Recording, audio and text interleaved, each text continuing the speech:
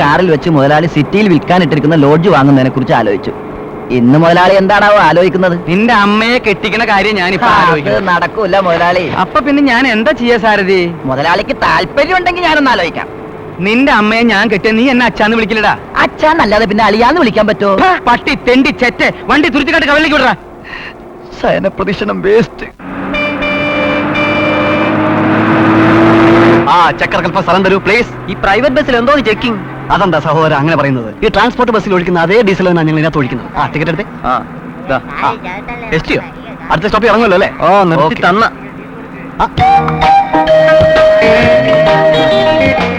ഭരണം കുറച്ച് കൂടുന്നുണ്ട്. സ്വന്തം ബസ്സിലെങ്കിലും അല്പം ഷൈൻ ചെയ്യില്ലെങ്കിൽ പിന്നെ എങ്ങനെയാ? യാത്രക്കാരുടെ തല്ലുകൊള്ളാതെ സൂക്ഷിക്കണം. അതോർത്ത് പറഞ്ഞു വിഷമിക്കണ്ട. തല്ല അവോയ്ഡ് ചെയ്തിട്ടുള്ള ഷൈനിങ് മാത്രമേ ഉള്ളൂ. പോരെ? ഞങ്ങള് ടിക്കറ്റ് എടുത്തിട്ടില്ല. എന്റെ ബസ്സിൽ നിങ്ങൾക്ക് എന്തിനാ ടിക്കറ്റ്? അത് കൊള്ളാം. Ticket please. എല്ലാവരും ടിക്കറ്റ് ഒന്ന് കാണിച്ചേ. നല്ല പുളിങ്കൊമ്പ് നോക്കി തന്നെ പെണ്ണ് പിടിച്ചിരിക്കുന്നത്. 3 ബസ്സല്ലേ സ്വന്തമായിട്ടുള്ളത്.